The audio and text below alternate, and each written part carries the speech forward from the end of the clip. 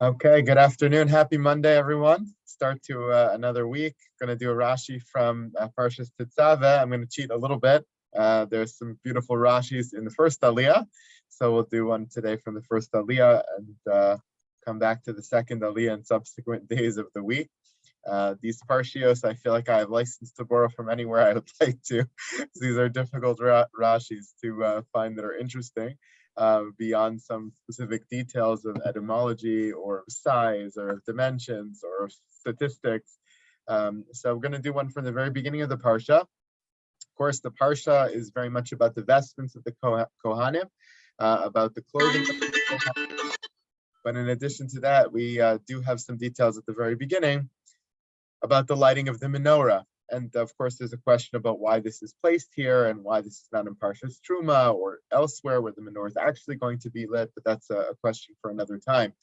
But in the beginning, God tells us a little bit about the lighting. Atat Tezaveh b'nei Yisrael, you should command the Jewish people, v'ikchu elech Hashem and zayzach. Of course, this becomes much more famous in the time of Hanukkah, when all this becomes very relevant, but you have to take pure olive oil, pure crushed olive oil, Lamaor for the lighting, Laha'alos ner tamid, to raise the lights always. This is a beautiful phrase and an interesting phrase, an important phrase to analyze from a variety of perspectives.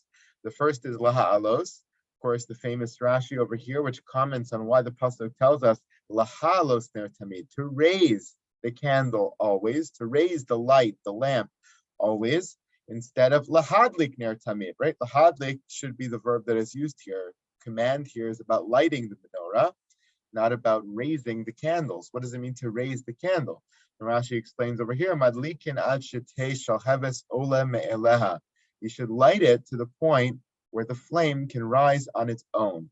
So the simple reading of the Rashi is, of course, that in lighting a candle, we all know this, you know this from Hanukkah candles, Shabbos candles, when you start to light it, it sort of flickers a little bit, and then you leave it, and it either takes or it doesn't take.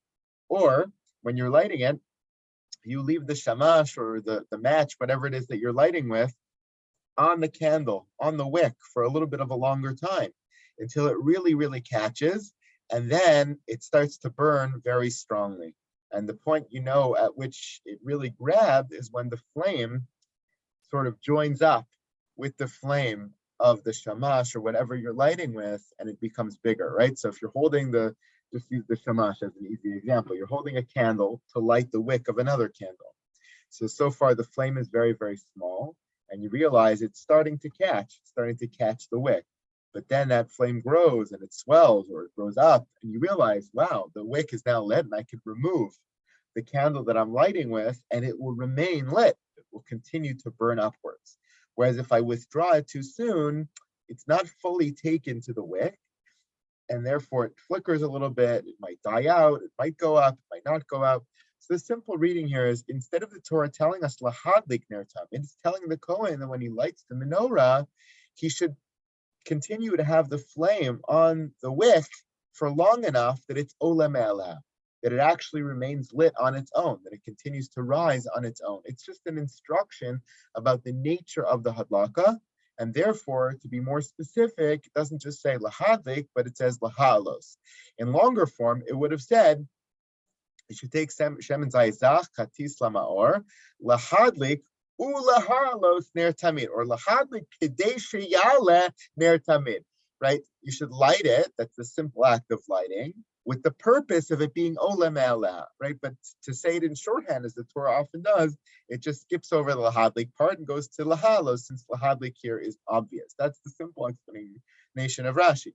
The more beautiful homiletic interpretation of Rashi is all about the nature of lighting, the nature of giving over a flame to another flame. Rabbi Sachs has a beautiful piece on this. The one type of act where the flame that's giving is not reduced in the process of giving. It's equally as strong, even though it gives over its flame, its ability to be lit, to another candle. And that's the way knowledge is, that's the way Torah is, which is symbolized by the light of the menorah. We can pass over the knowledge of Torah, and we're not diminished at all in the process. But in addition to that, I think there's an added insight into the nature of education, to the nature of passing on wisdom, or specifically Torah, and that is that instead of imparting and pushing things on people, we try to inspire something in someone else so that they can be ola me'ala, so that they can rise on their own. It's not a hierarchical type of process where we push ourselves on someone and impose ourselves on someone in terms of our thoughts and our thinking and our opinions, but rather we try to, the nature of chinuch, the nature of education, is to draw out the learning from within the persons, to ask them to be part of the process, to get them to ask the questions, to get them to be curious, to get them to come to the answers that you would want to give them as if you were spoon feeding them, but it would be better, much better educationally, pedagogically, if they came to those answers on their own. That's what the whole process of education, pedagogy is all about. It's captured in this beautiful phrase, you want the flames of learning in others, children or adults, to come and rise on their own. You don't want to be giving it to them so that the moment you withdraw your flame, they're extinguished. You want to inspire something so well taken inside of them that it can be ola me'ala. That's the beauty of the symbolism here in terms of the menorah and the lighting. One more technical point, on a less homiletic level, more technical point. Many times in the Torah, and a couple of times in the context of the Mishkan, the word tamid comes up. The tamid can be translated in one of two ways, and this Rashi helps to delineate between those and to point out that they can mean different things in different contexts. Tamid can loosely be translated as always, forever, but that can break down into two different formats of forever. Forever can be constant or consistent, and both can be a reference to tamid. So Rashi points out over here, tamid. Tamid in the context of the menorah, the lighting of the menorah, is kol laila b'laila karu tamid. It must be that the interpretation, the translation, the meaning of tamid here, always, is every single night, which is when the menorah was lit. Kemoshe ta'omer, like you find in other places, olas tamid. Torah talks about the korban tamid, that it should be an ola tamid. It should be always, every morning and every evening, every shachris and every mincha. Ve'ena elam yom liyom. It's twice a day for the korban tamid shel shachar, once a day for korban tamid sheben habayim. So tamid there is once a day. So too over here, the tamid of the menorah is once a day. It's lit once a day. And there's other examples of this in the Torah where tamid is clearly a once-a-day practice. What Rashi is implicitly saying here is tamid, which you might have thought means always, literally always, constantly, 1 second after the other, constantly, in this context must not mean constant, it must mean consistent. The menorah is not being lit every second of the day. The Kohen's not standing there with the candle every second of the day lighting. He lights and then they're lit on their own. They stay lit for a little bit of time, but the lighting only happens once a day. And therefore, tamid here must not mean constantly, but consistently, like in the case of the korban tamid as well. It's a new interpretation of tamid. There are other cases where it literally is constant and not consistent. The classic example of that is the lechem hapanim. About tamid ha'amor b'lechem hapanim mishabes l'shabesu.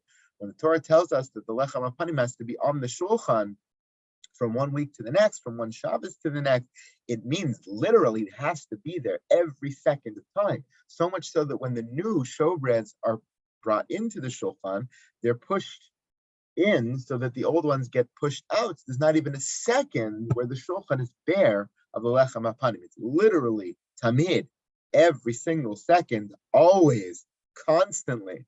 But tamid is used in these two ways. There's many, many Rashis in the Torah that point to this discrepancy between different kinds of tamid, consistently and constantly. Of course, there's the relationship between them.